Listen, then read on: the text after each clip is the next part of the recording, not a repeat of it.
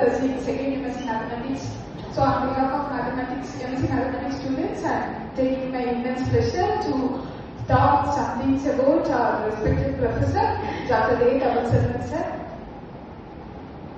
The language barrier நான் எப்படி யோசிக்கிறேனோ அப்படியே பேசணும் அப்படின்னு சொல்லிட்டு ஆசைப்படுறேன். ஸோ நான் மென்ஷன் பண்ண வேண்டிய முதல் விஷயம் என்னன்னா ரொம்ப பியூட்டிஃபுல்லாக ஒரு வேர்ட் சொல்லுவாங்க. The best way of teaching is thinking in front of students அப்படின்னு சொல்லிட்டு. So as mathematical student எனக்கு learning mathematics equal to building intuition. So ஒரு intuition வந்து நான் build பண்ணணும். அந்த intuition டெவலப் பண்ணி அது கரெக்டா இல்லை தப்பா அப்படிங்கிறத பார்க்கறதுக்குரிய ஒரு ப்ரூஃப் ப்ரொசீஜர் வந்து எனக்கு தெரியணும்.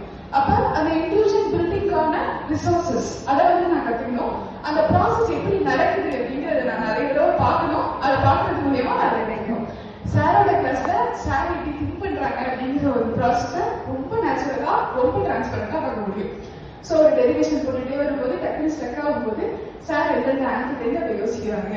ஸோ ஒரு ஃபார்முலா இருக்கா, formula is not just combination of mathematical notation, it's something backed by logic. அப்ப அந்த லாஜிக்கையும் மேத்தமெட்டிக்ஸையும் சார் எப்படி பில்ட் பண்றாங்க, டெய்லி லைஃபோட எப்படி கனெக்ட் பண்றாங்க. சார் வந்து ஓடிஐ நடத்தும்போது எனக்கு ரொம்ப பிடிச்ச விஷயம் என்ன அப்படின்னா, ஓடிஐயே ஜஸ்ட் ஒரு ஈக்குவேஷன்ஸே நடத்த மாட்டாங்க. ஆனா போர்ஷன்ல இருந்தது என்ன அப்படின்னா அந்த ஈக்குவேஷன் சால்விங் தான். அப்ப அந்த ஈக்குவேஷன் எங்களுக்கு எங்க வருது டெய்லி லைஃப்ல அப்படிங்கிறதோட சேர்த்து அந்த ஒரு ரிலேட்டபிலிட்டி கொடுத்து வந்து நடத்துவாங்க. So first of all I need to mention his thinking as a greatest ability. So அடுத்தது சாரை பத்தி பேசணும்னா எத்தனை தடவை யார் பேசினாலும் கண்டிப்பா பேசினா ஆகணும். His life perspectives. ஸோ ஒவ்வொரு விஷயத்தையும் சார் எப்படி பாக்குறாரு அப்படிங்கிறது அது ரொம்ப பயங்கரமா இருக்கும், ரொம்ப இன்ஸ்பைரிங்கா இருக்கும். ஸோ பிலாசபி அப்படின்னு எடுத்துட்டோம் அப்படின்னாலே பிலாசபியும் பிராக்டிக்கலும் ஆப்போசிட்டான விஷயம். பிலாசபிக்கெல்லாம் பேசுறதை எப்படிதான் பிராக்டிக்கலா கொண்டு வருது அப்படிங்கிற மாதிரி பிலாசபிக்கும் பிராக்டிக்கலுக்கும் ஒரு கேப் இருக்கு அப்படிங்கிற மாதிரியே ஒரு எண்ணம் இருக்கும். ஆனா சார் பேசுற பிலாசபிலாம் எப்படி இருக்குன்னா பிராக்டிக்கலோட ரொம்ப ரிலேட் ஆகிற மாதிரி இருக்கும். சார் ரொம்ப அழகா சொல்லுவாங்க, வள்ளுவர் வந்து எல்லா இடத்துலயும் அட்வைஸ் தான் பண்ணியிருக்காரு, ஒரே ஒரு இடத்துல தான் ஆர்டர் பண்ணியிருக்காரு, செய்த பொருளை அப்படிம்பாரு. நம்ம என்ன வேணா சொல்லலாம், பணத்தினாலதான் வந்து சந்தோஷத்தை வாங்க முடியாது, பணத்தினால தான் நிம்மதியை வாங்க முடியாது அப்படின்னு என்ன வேணா சொல்லலாம். But the basic thing for survival is money. So அப்ப அந்த பணத்தை சம்பாதிக்கிறது எனக்கு ஒரு கில்ட் ஏற்படக்கூடாது. ஸோ பணத்தை ஒரு தப்பான விஷயமா நான் பார்க்கக்கூடாது. அது தேவைப்படுற ஒரு பெரிய பிலாசபி அப்படின்னு நினைக்கிறேன். சார் அதை பேசும்போது செம்ம பியூட்டிஃபுல்லா இருக்கும். ஸோ அடுத்தது என்ன அப்படின்னா happiness is not something which is happening. அதாவது ஹாப்பினஸ் அப்படிங்கிறது எங்கேயோ இருக்கு, அது எனக்கு கிடைச்சிடும் அப்படின்னா இல்லை. சார் ரொம்ப அழகா சொல்லுவாரு, மனத்தை மகிழ்ச்சியா வச்சுட்டு பழகிக்கணும் அப்படின்பாரு. மனசு எப்பவும் மகிழ்ச்சியா தான் இருக்காரு, ஆனா மகிழ்ச்சியா வச்சுட்டு பழகிக்கணும் அப்படின்னு சொல்லுவாரு. It's a practice, it's a habit. அதை திருப்பி செய்யும் போது அது பழகிடும். உனக்கு பிடிச்ச விஷயம் என்னன்னு கண்டுபிடி, ஸ்கெடியூல் போடு, பிளான் பண்ணு அப்படின்னு சொல்லுவாரு. அதே மாதிரி நம்ம சீரியஸ்னஸ் அப்படிங்கிறத வந்து இட்ஸ் சம்திங் ஆப்போசிட் டு ஜாலியா இருக்குது அப்படின்னு வச்சிருவோம். ஸோ ஆனா ஜாலியா இருக்குது அப்படிங்கிறது எப்ப பாசிபிளா இருக்கும்னா நான் சீரியஸா இருக்கிற இடத்துல சீரியஸா இருந்தா தான் அது பாசிபிளா இருக்கும். ஸோ சீரியஸா இருக்குது அப்படிங்கிறது it's not equal to stressfulness. So அதையுமே நம்ம ஜாலியா பண்ண முடியும் அப்படிங்கிற மாதிரியான ஒரு பெர்ஸ்பெக்டிவ் வச்சுட்டு சாரோட ஸ்பீச்சஸ் மூலியமா தான். ஸோ அடுத்ததா கிளாஸ் ரூம் அட்டென்ஷன். இந்த கிளாஸ் ரூம் நம்ம பார்த்து கவனிச்சுட்டே இருக்கும்போது அந்த ஜோன் அவுட் ஆகுறதுக்கு ஒரு பாயிண்ட் இருக்கும். அந்த பாயிண்ட்ல நமக்கு ஒன்றுமே தெரியாது, அந்த பாயிண்ட்ல நம்ம ஜோன் அவுட் ஆகும் அப்படிங்கிறது கூட நமக்கு தெரியாது.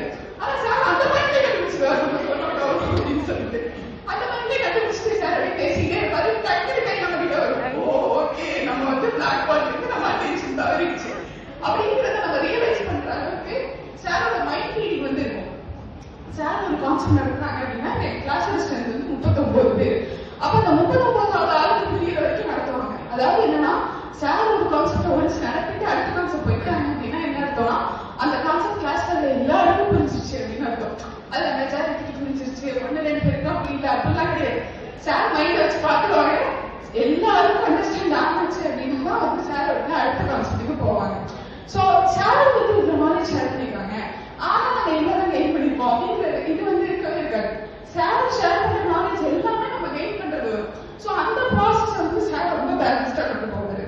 ஸோ அடுத்த விஷயம் நான் மென்ஷன் பண்ண விரும்புறது என்னன்னா என்கரேஜ்மெண்ட். டக்குன்னு வந்து ஒரு கொஸ்டின் கேட்பாங்க, அந்த கொஸ்டினை இது பண்றதுக்கு நமக்கு ஒரு ஆன்சர் இருக்கணும். அந்த ஆன்சர் மேக்ஸிமம் வந்து தப்பாதான் இருக்கும். நம்ம அந்த ஆன்சரை சொன்ன உடனே சார் என்னன்னா அந்த ஆன்சர் தப்புலாம் சொல்ல மாட்டாங்க, போயிட்டு போர்டில் எழுதி போட்டுருவோம். This is how the